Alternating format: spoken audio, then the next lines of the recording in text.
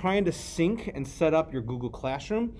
And for those people that might have disassociated Synergy from Google Classroom, we need to make it communicate again. So real quickly, I have here Aaron with me that's going to kind of go through this. Let's go ahead and go to the gradebook pull down menu, which is right there. So wherever you go, just kind of hover over it.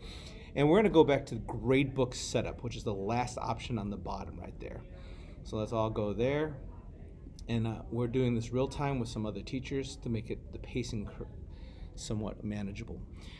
Then you have this whole screen that kind of has various things. I believe we are going to go to class settings.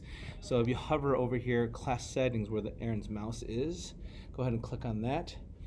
And hopefully that is the right thing. Yep, this is exactly where we need to be. So you'll notice Aaron has Google Classroom with these orange alerts that says off, off, off, off. We need to make sure that they are turned on. So by doing so, we need to go to the left-hand side of each row. And it's right here on the left-hand side, there is a little icon, and then all of a sudden it says Edit Now. So if you press Edit Now, click on it, you have the ability to re-enable Google Classroom right there.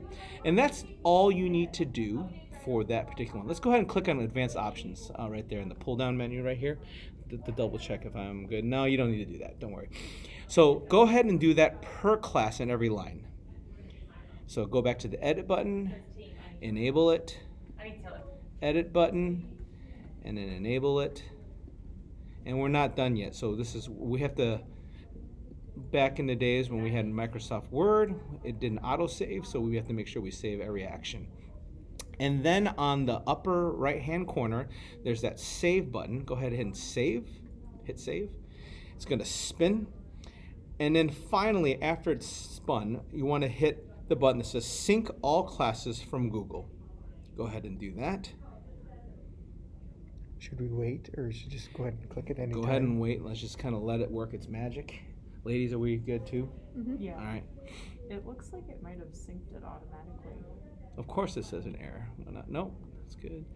This is what it should do.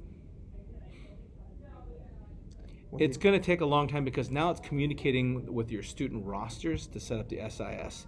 Now, while we're talking about this, if you want to continue to keep it this way, my suggestion is when you create assignments, I would create the assignments actually through Synergy, which then would actually create into Google Classroom. I'm going to be trying that out to see if it communicates nicely this year, because the dates then transfer over, and then you're not creating two posts now.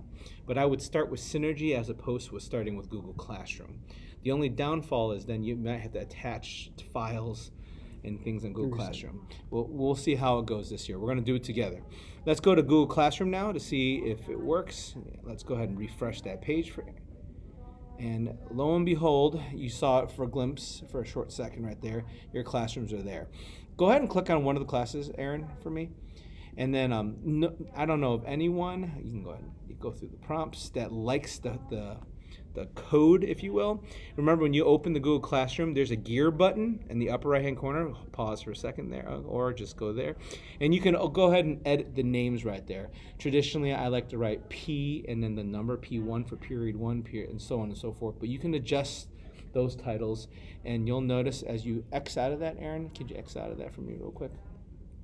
Let's go to the students, or the people, and you'll see your students are all loaded there. So good to go. All right, that should be it, and that gets our Google Classroom set.